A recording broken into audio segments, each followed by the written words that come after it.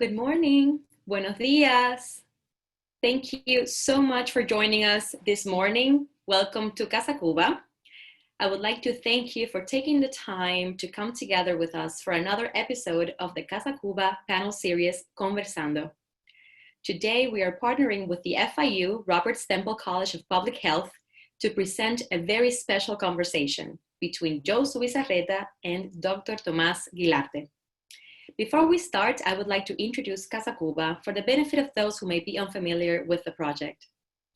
CasaCuba is a historic initiative of FIU to develop a leading cultural center and think tank for the study of Cuban affairs and the celebration and preservation of our Cuban heritage. The project has secured a prominent site right at the entrance of the main FIU campus to build an iconic facility. Our future home will feature galleries for interactive exhibits, classrooms to teach FIU's more than 70 courses on Cuba, and a state-of-the-art venue for events, artistic performances, and dynamic programming such as Conversando. CasaCuba aspires to be a thriving hub for the arts and culture and a policy and business forum devoted to Cuba, a place where we will remember Cuba's past, gather the experts from all fields to analyze Cuba's present, and come together as a community to inspire our future.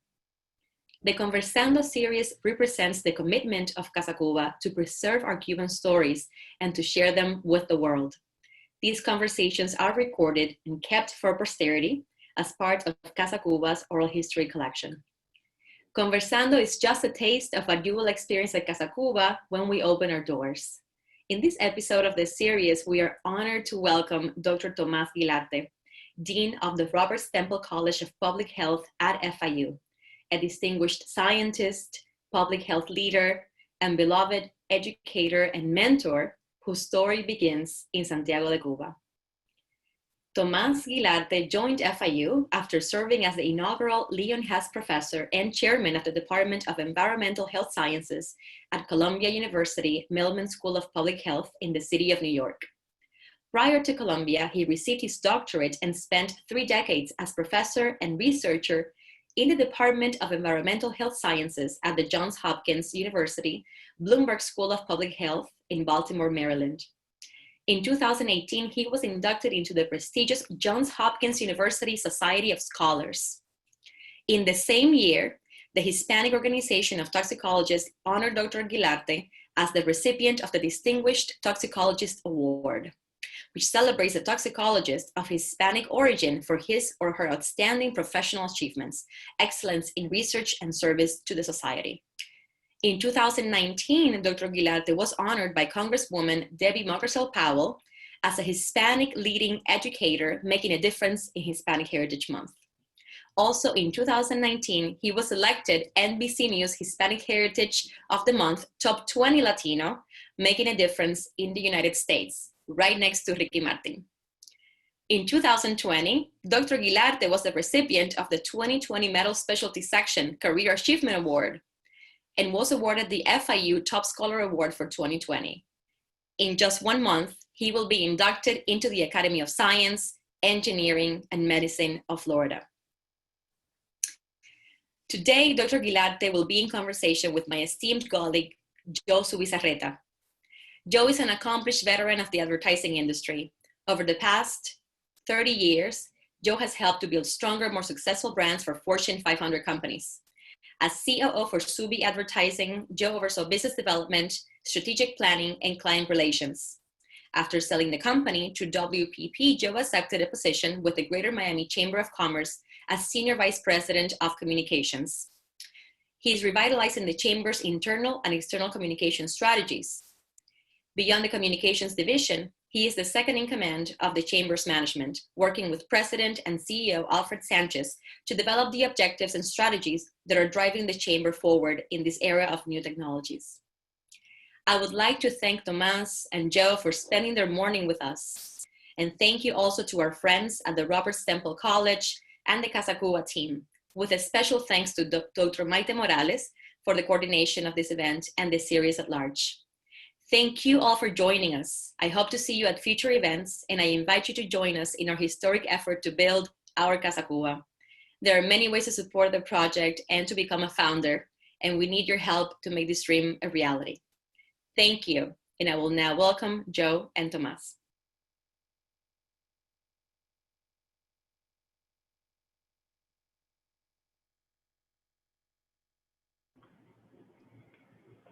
Good morning, everybody, and welcome to another great conversation in the series that we have here for CasaCuba.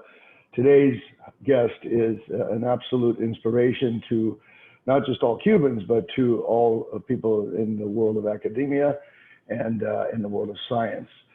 Dean Tomás Guilarte, and I promise, Dean, I will only call you Dean once, because I know you don't like the term.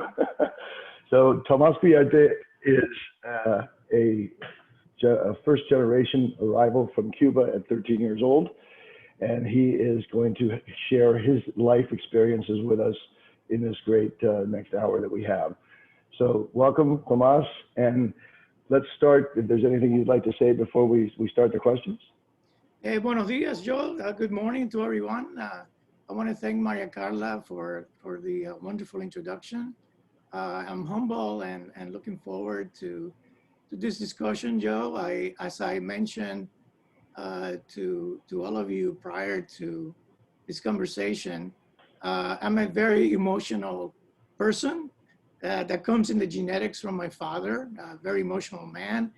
And, you know, when I think about Cuba and even just being in this program, there's a lot of memories that rush back into my mind that are difficult sometimes. So thank you. Yes, you're very welcome. I'd like to start kind of and work backwards to start with today's world and what you're up to. Tell us a little bit about, now that you're the dean of the college, you know, what's your day look like? What projects are you working on, and how do you see the college moving forward?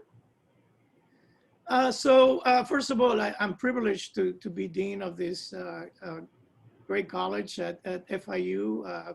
I've been here a little bit over 4 years, and you know, I think it's been exceptional.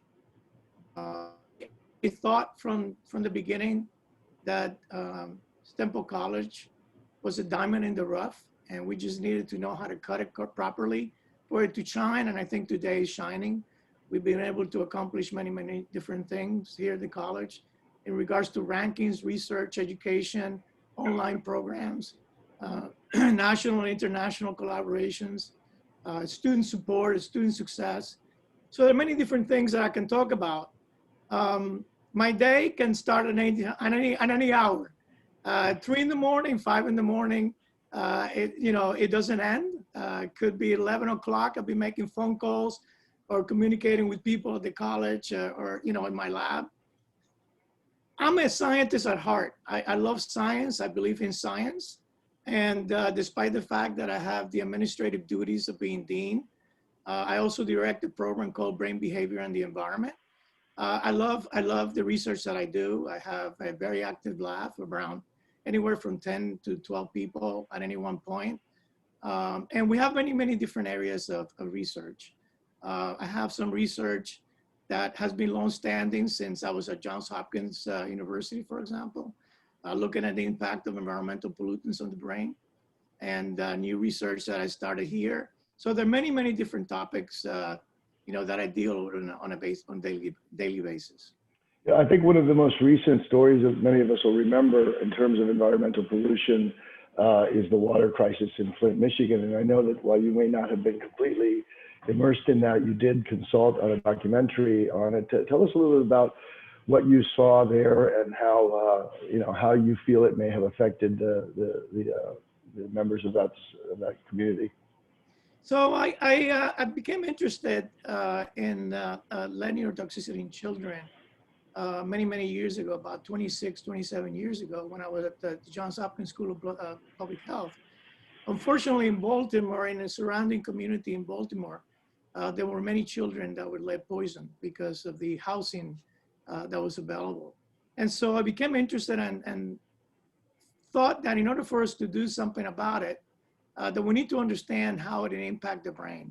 And so the studies that I've been doing now for 26 years have been related to that. I'm happy to say that we're very close potentially to a very simple solution. Obviously, in any type of exposure, prevention is the first step. That's what public health is all about.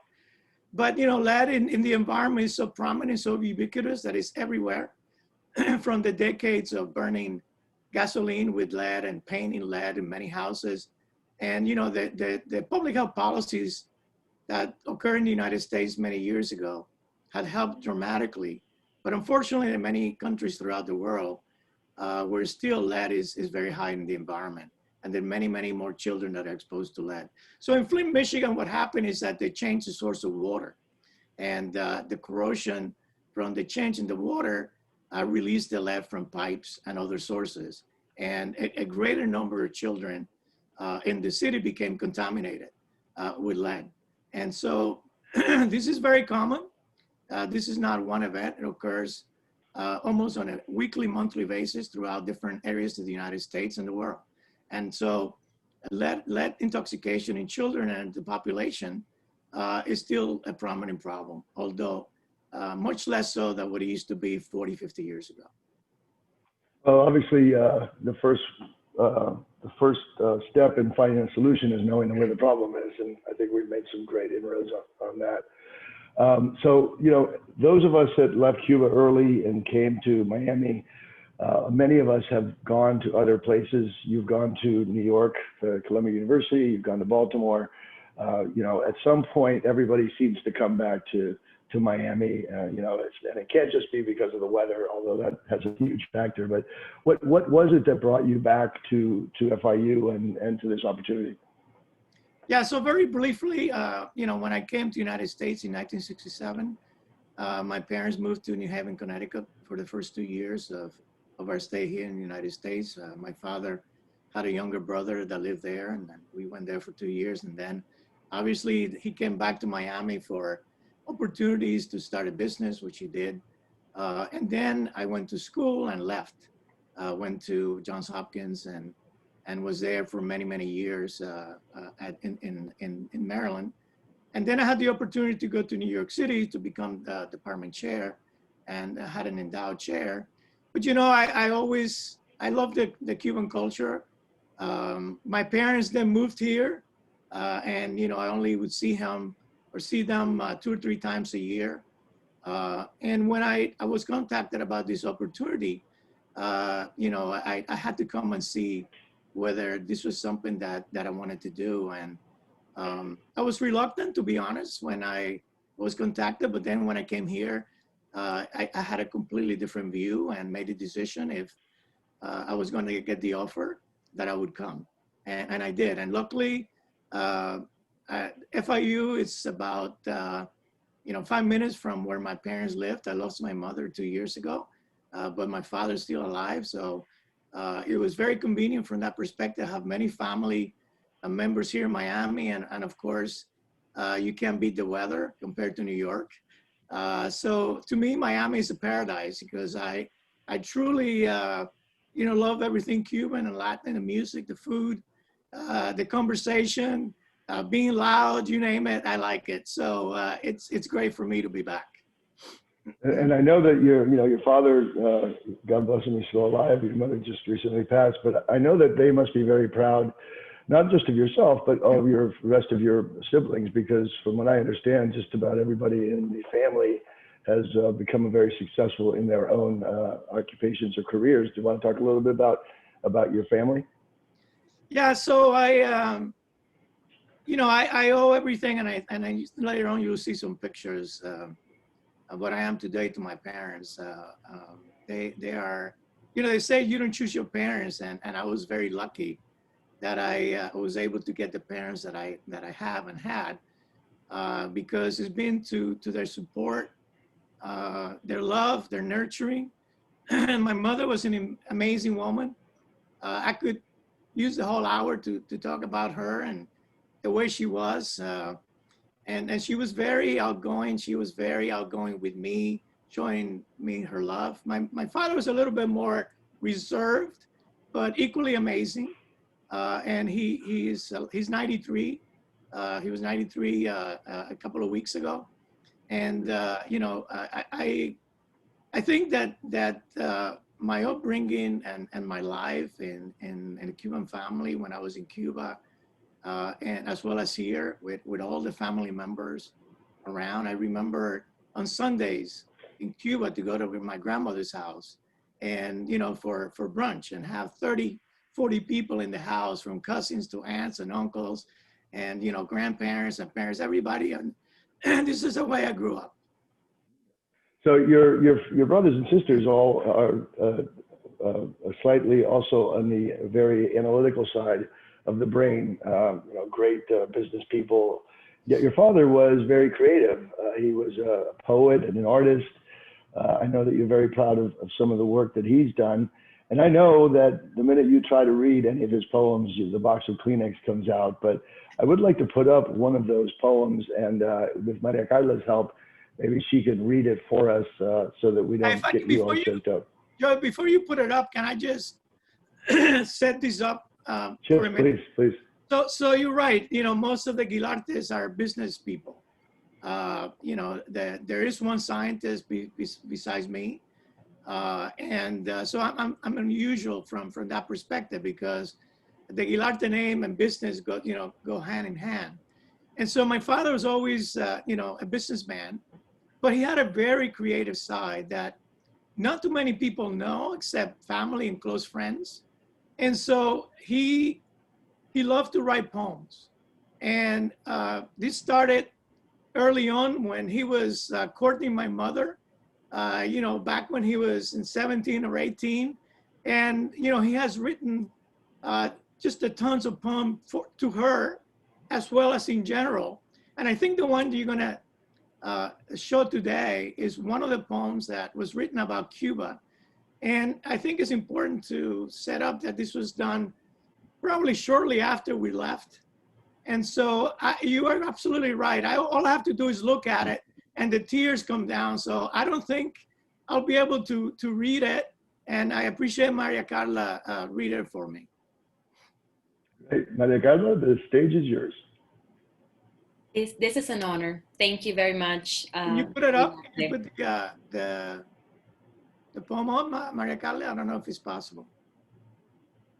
Maite, can we arrange to have the poem up, please? What, before I read? Yes, we are putting it up right now. You could begin to read it as I projected.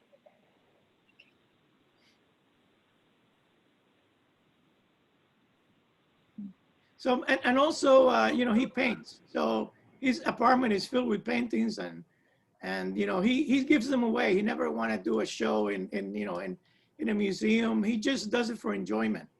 But he also, as you mentioned, he was a businessman. He had a gas station, a Ford dealership, I believe. In Cuba, yes. Yeah, in Cuba. And I remember my grandfather, when we first got to here, he had a stake in one of the gas stations here, and he used to let me pump the gas at 12 cents a gallon, I think it was, when I was pumping the gas. Yes, exactly. Okay, here it is. Here is the poem. A mi Cuba. Poesía de Tomás Guilarte, Mayari, Cuba y Miami, Florida. Quisiera, Cuba querida, dejar de pensar en ti. Quisiera olvidar el sueño que tanto te prometí.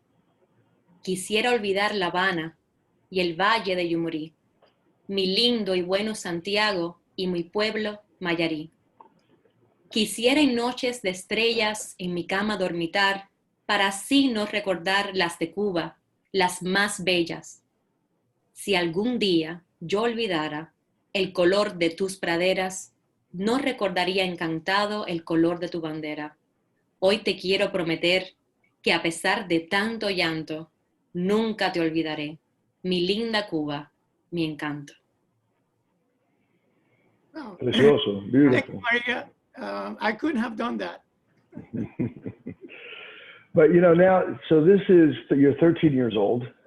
You're leaving your homeland, and this poem represents so much of how your father and your family felt about the country they lived in. Talk to me a little bit about how that has, even at that age, you're 13, were you impacted by this? Did you realize what was happening? Tell me a little bit about, cuando salí de Cuba. Yeah, sure. You know, there is a history, and I do remember quite a bit of it, even to the time that my father's and grandfather's business were literally taken away. One day, I remember, I think I was maybe 8 years old, and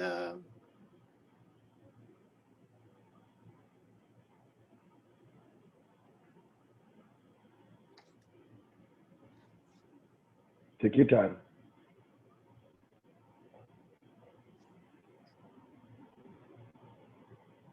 one morning,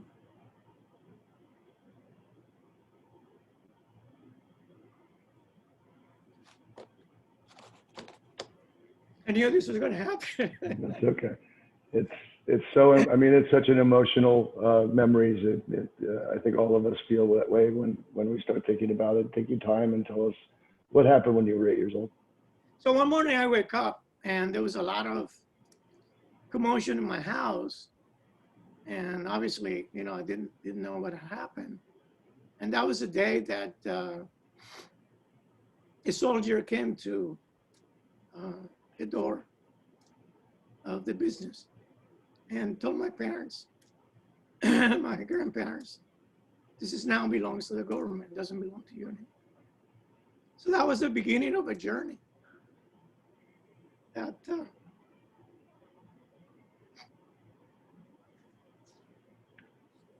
So that you were 8 years old at that point, but yet you stayed another 5 years. Did they just move you to another location? You had to present your papers to leave. Okay. And you present your papers, you had to wait, you know, however long it took to get the, you know, the approval to be able to leave the country. Obviously, my parents didn't have a source of income. My father was very creative, a businessman, and he was very well known in our town. So he bought some trucks that then he used to haul merchandise from, you know, different parts from our town to different parts of Cuba, and that's how we survived until, you know, our turn came up, and we left in July 24th of 1967. And I remember that at the time, the government would come into your house and check every single item that you had in the house. And if they found that something was missing, they may not let you go. So, you know, I think about it now that I'm an adult, I have family and children, what it must have been like to live your country with literally a change of clothes. You gave everything that you had left after they took their business, you know, their homes, everything inside their homes, jewelry, everything you had, to seek freedom in another country, a wonderful country. And I don't have enough words to say how proud I am and how lucky I am to be here in the United States, and what they've been able to do, not only for us, but for many immigrants that come here. It's the greatest country in the world, no question about that. So we arrived in the United States. We have family in Miami, and also in Connecticut. My father's youngest brother was there, and we, as I said earlier, we went there. But all the possessions we had was a change of clothes. And I remember going to the Freedom Tower, you know, the house where many Cubans came in and, you know, sort of got their papers. Did you get that block of Velveeta cheese that they were passing out back then? You know, I don't remember. What I remember is that these were the freedom flights. We came in the freedom flights from the Johnson administration. And I do remember that we left from Varadero because we used to go vacation in Varadero frequently, you know, for summers. And we left from Varadero and it took a very short flight and we were here. We were in the United States. And obviously I knew some things, but there was a lot of things that I wasn't aware of. Clearly I wasn't aware of the way my parents felt You know, I remember my mother later on telling us that she didn't unpack her suitcase for a year because she thought she was going to go back right away. And obviously that didn't happen. But yeah, those were very distinct memories that I have. Tell me a little bit about, so many of us left, 59, 60 when Castro first, basically took over Havana. What happened what do you remember between 60 and 67? What was it like on the island? Was there a lot of turmoil? Was with the military police everywhere? Tell us a little bit about those years. I think that there were many Cubans that originally supported the revolution. I remember actually in 1959, late 1959, when there was a change in government, how people in the town and throughout Cuba were happy.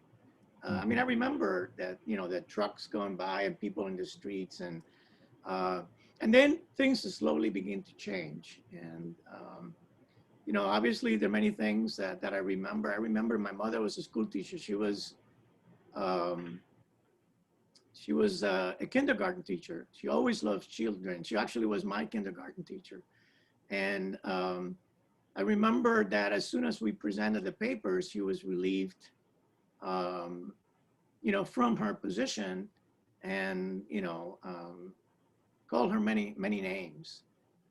So it was very difficult. It was very difficult. They're very difficult times. There's a Liana Guilarte on our chat here. Yes, Who do you want to talk about who that is? It's my cousin. Yeah. So Liana is the oldest daughter of my uncle Hugo. Hugo is my father's younger brother. And when we came to the United States, we went to New Haven, Connecticut. That's the first place that we lived. And she was there. I don't remember exactly the age. She's younger than me, but we live next to each other. And this was wonderful that we had the opportunity, even though I didn't know her, because I think she left Cuba when she was maybe 6 months old or something like that. And I didn't know the other siblings because they were born here. So yeah, it was a great beginning to be able to, to be with family. And we lived there for 2 years. They moved to Miami, and then then we moved as well. Yeah, she just posted way younger, by the way. So I think she's throwing you under the bus a little bit there. Yes, absolutely. You did have family living all around you, though. You mentioned when we first spoke that you just blocks away there was several members of your family, a very close community, which is very similar to a lot of Cuban Americans that moved to Miami. I think this would be a good time, Maite, now to share some of the photos that Tomás has, and have him talk to us a little bit about what we'll see here, the pictures of his family and his life. Yeah, so we don't have a lot of pictures because many of them were left in Cuba, and actually we were able to get some of them throughout the years from people that we know, and they send it to us. But this is a picture that I cherish, that I have in my house. This is obviously taken on the wedding day from my parents, and as the what I wrote says, that I do owe everything that I am today for what they've done. As you can see, my mother was a very beautiful woman physically, but even more as a person. And she was amazing. Yeah. I think you want to move on to the next slide. So this was a typical birthday in Cuba. It turns out that my brother, myself, and my father were born in September, 10, 15, and 18th of September. So what we used to do in Cuba was to celebrate all three birthdays on the same day on a weekend. So in the morning, it was the celebration for my brother, in the afternoon for me, and then at night until next day for my father. And if you can see all those decorations that you see in this picture, these were all done by my mother by hand. She was amazing. She was very creative. And so this is a picture, I believe I was about 3 years old. And this was in the afternoon, my birthday celebration. But, you know, this was just, you know, maybe one-tenth of the number of people in the house throughout the day. And it was an amazing time. I remember it very vividly, and those are great memories. Is that your father in the back there looking down My at you? father on the right to my right, and my mother right to my left. So we have a question. Which child is Dr. G? Go back for a second. I pointed Go out. back. I'm right there in the middle. Yes. That's him. That's Yep. it, right there. Three years old, I believe, 2 or 3, something like that. You know, it's funny, the style and the attire of those days, as I look at pictures of my family in these types of situations, it almost looks like I see my family, and like I recognize the girl on the far right there could be my aunt. She looks just like her, you know. Yeah. So, you know, I was very reluctant to show this picture to the public. You have to realize that, right? especially this one. With your briefcase in your hand on your first day of kindergarten, it was obvious where you were going. Yeah, so this was, you know, and you'll see next, my mother, the first day in kindergarten, and you know, this is my mother taking me to her school, and you can see how proud I am in my face. And I had, you know, my comb in my pocket, gotta make sure that my hair didn't get, you know, it had to be styled. So these are great memories, really great memories. You have people from DC and from your office watching this, so they're all gonna. You're not gonna forget this anytime soon. By this, you know. Very nice. So I love this picture because, as he says, this is with my father, which is 93. And, you know, because of his business, he was always very busy. But, you know, at night, he would always take the time to be with me. And this is one of those occasions. You know, I remember, I always loved science. And so I knew, you know, I'm one of those persons that was very lucky, that always knew what I wanted to do when I grew up. And, you know, this is one of those times that he would be with me, and, you know, I said that we were developing a business plan, but in reality, we're probably, you know, coloring comic books. But he always had the time, although, like I said, he was much more reserved than my mother. He always, you know, took the time to be with me and to share some thoughts. You know, that the first great men of science, like, you know, Einstein's and others, I heard from his mouth. He used to talk to me about the great men of science and women, with Marie Curie and so on and so forth. So this is a picture that I truly cherish. Good. So as I mentioned, my father and grandfather and other family members had Esso gas station, which I think is what is Exxon today. And my mother's school was very close to one of my father's gas stations. So in the afternoon after school, I used to go and, you know, help him out. Here's an air pump.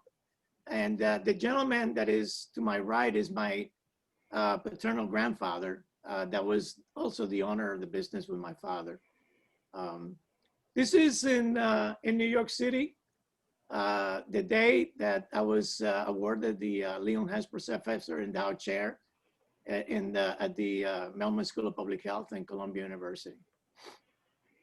Is that your father with you? That's my father and my mother. And your mother? That's yes. Nice. Correct. Beautiful. Great pictures. Thank you so much for sharing that personal part of your life, especially with people that are going to see you every day and remind you of what you looked like when you were a kid. So this is an interesting moment to talk about CasaCuba, because what you've shown now is a legacy to your family, what your father and mother and your siblings. CasaCuba is going to be part legacy and history and part discussion of future. to where will the island go, and how can we, be part of that discussion and conversation. Tell us in your mind, how do you see CasaCuba as we build this amazing project? What would you like to see in the walls of CasaCuba? Yeah, so I think that in the last 50, 60 years, there's a history, and my family is no different than many, many thousands of other families, that left Cuba, that there's a history that if you don't record it, it will be forgotten as the generations pass away. I'll give you an example. It wasn't too long ago that I learned about my great grandfather. He lived in Cuba for, he was 101 when he passed away. He was in all of the Cuban revolutions. There's a history that goes back, and even within the last 15, 60 years, that as the new generations are born in other countries throughout the world, unfortunately, many of them are not preserved, and they will be forgotten. So I think it's very important for all Cubans, doesn't matter where they are in the world, to record their history somehow, whether it's through CasaCuba or in their own notebooks, in their own minds, but it has to be a recording of what happened, the experiences, and so that the new generations, like my grandchildren, will know where they came from, where their parents and grandparents came from. And so it's critically important. And also from a historical perspective, I think it's important that we learn from history and what happened, so that things are not duplicated. Exactly. So I hope that CasaCuba will be a repository of the history of Cuba throughout time, of what has been endured, what Cubans have been able to accomplish, not only here in the United States, but in many other parts of the world. And so looking forward, Tomas, especially in your role, as a scientist, how do you see us with CasaCuba being able to look at, using technology and using what's available to us to help in any way we can, with the issues that are happening on the island right now? Yeah, I think that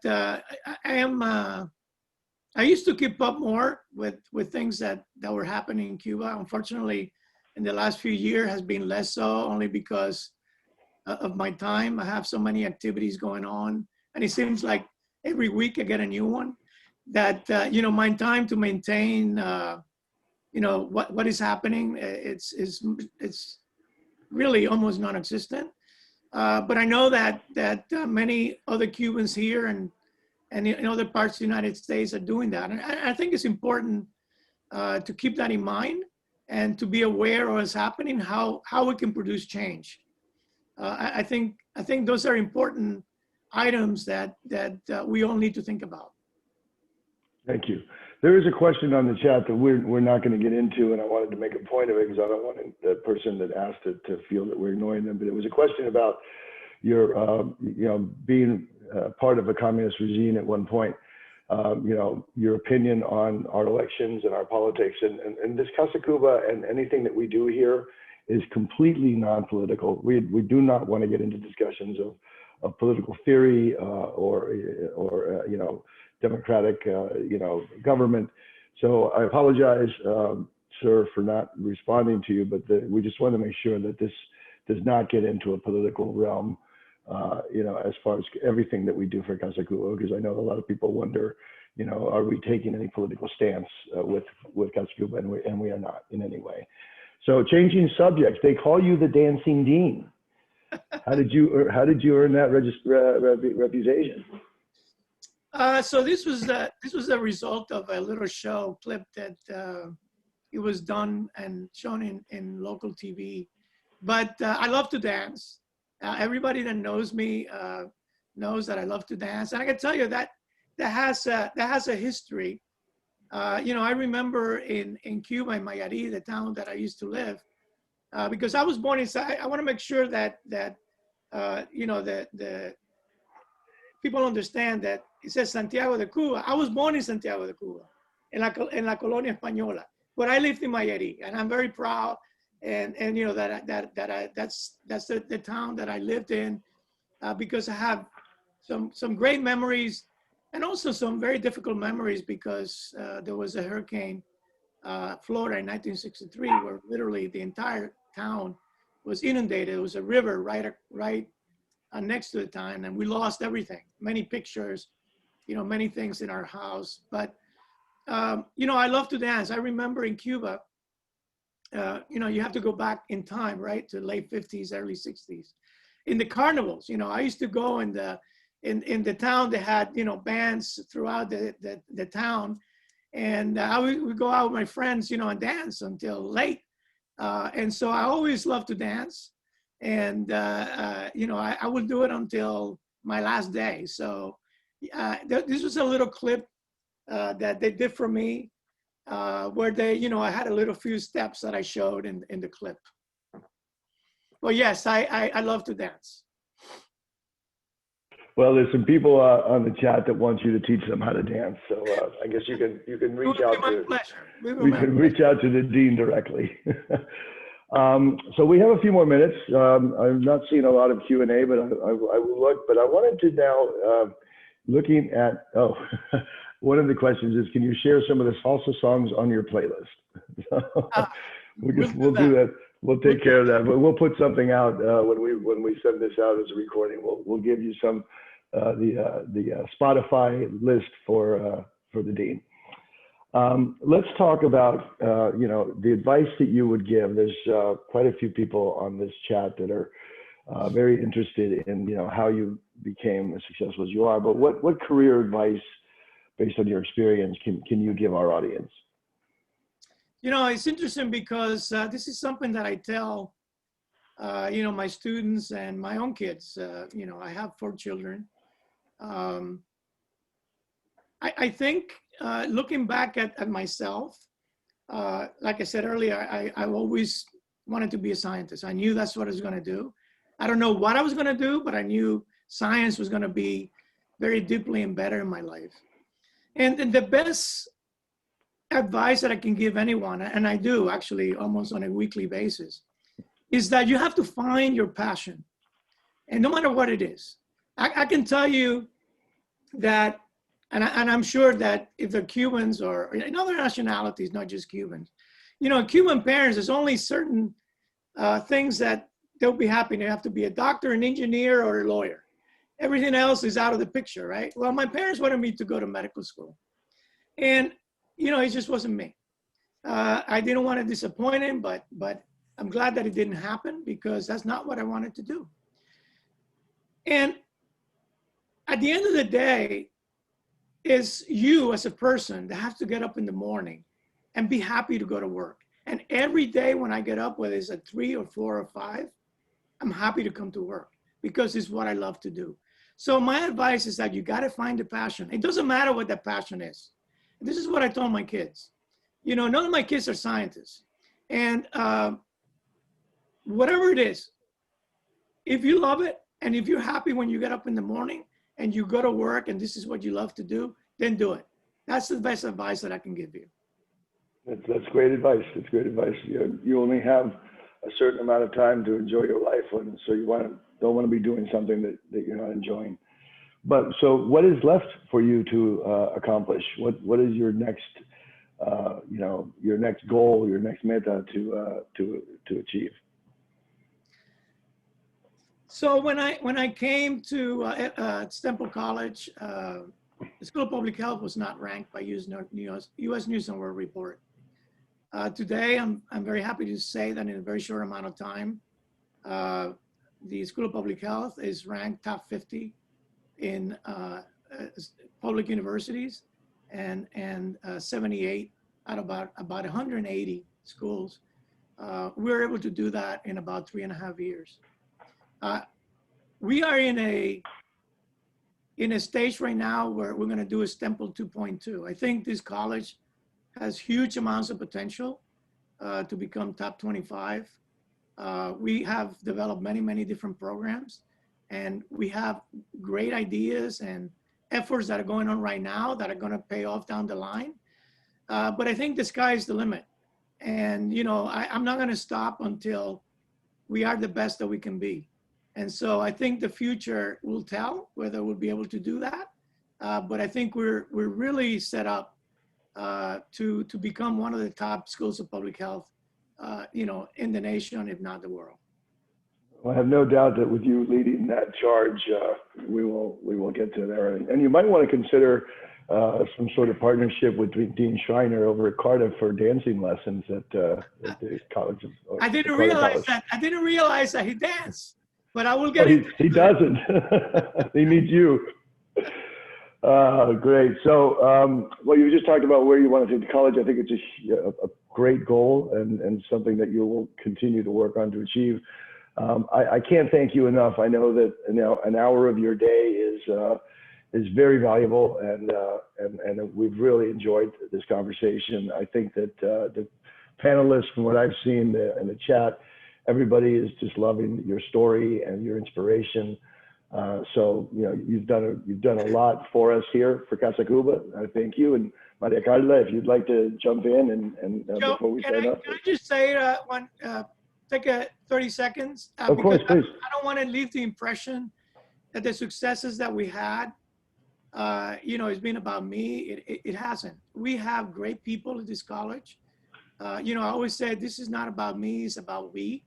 And it's a collective effort of many, many people, from, you know, faculty and staff and students. And, you know, the support that we get from the university, the colleagues from other colleges is really a we effort. And I believe that will continue. We're hiring great people, and you know, we hire people not to tell them what to do, but great people should tell us what we should do to make ourselves even better. So I don't want to leave the impression that these successes have been about me. Not at all. This is a collective effort about all of us. That's right. There's no I in team, right? Correct. Anything else you'd like to say, Tomas, before we sign off? No, I think that it's been great. I thank you for giving me the opportunity. You know, I apologize for getting a little emotional, but you know, I have no control of my emotions. This is something that is embedded in me, and I'm happy that I can do that, because I think it's important for people to be aware of their feelings and their emotions when it comes to their history. Yeah, absolutely right. Absolutely right. Maria Carla, is there anything you'd like to say as we close up?